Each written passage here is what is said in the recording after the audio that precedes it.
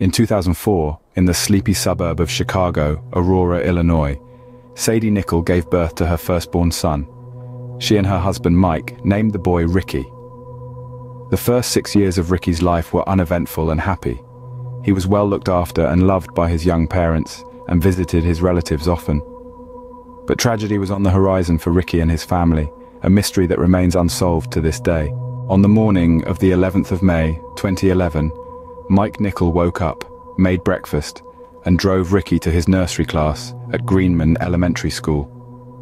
Shortly after, at around 8:04 a.m., Sadie Nickle arrived at the nursery, claiming a family emergency.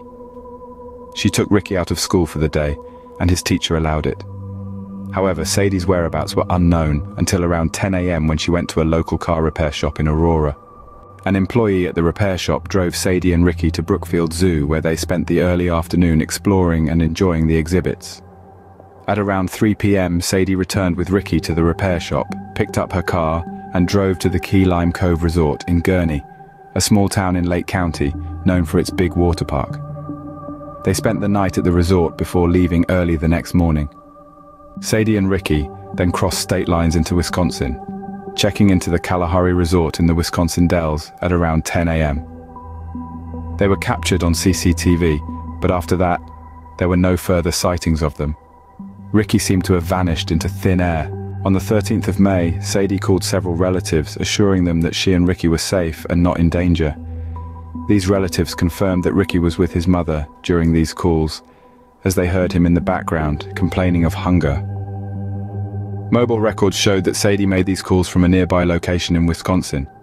Curiously, Sadie did not contact her husband Mike, causing him great worry since he returned home on the evening of May 11th to find it empty and heard the news that Sadie had taken Ricky out of school. On the evening of May 13th, Sadie was captured on CCTV at a pound shop, buying a notebook, pens, and envelopes. She was seen alone at a food store and quickly left after visiting the pharmacy counter. She was not spotted again until 11 p.m. that night, when she returned to Illinois, checking into the Rochford Inn in the city of Rochford. The following day, early afternoon on the 14th of May, a member of staff from housekeeping went to Sadie Nickle's room so she could clean it. She didn't see a "Do Not Disturb" sign on the door handle, and she didn't get an answer after knocking, so she unlocked the room and walked in. She wishes she didn't. She made a horrific discovery. Sadie Nickle was lying face up on blood-soaked sheets. Nickle had overdosed on a powerful antihistamines before she slashed her own wrists. She'd also left a note on a nearby table. In it she wrote that she was truly sorry for the mess she'd caused, but Ricky will never be found. But she did state that he was safe. He was with people that would look after him, and there's no point looking for him, because his new guardians had him well hidden and wouldn't give him up. She called the police, who quickly arrived on the scene and shut the hotel room off for forensic examining. They found the knife Sadie had used. In her car they found an alarming amount of Ricky's blood, but only Sadie's blood was on the knife that they found. Relatives confirmed that before Ricky's disappearance, he'd had a massive nosebleed in the car, explaining the blood found in the car. Sadie's phone was not at the scene of her death. It was found on Route 78 on a grassy verge, having been thrown out of her moving car when she returned to Illinois. Her phone wasn't any help to figure out what she'd done and why, nor were there any clues on Ricky's whereabouts.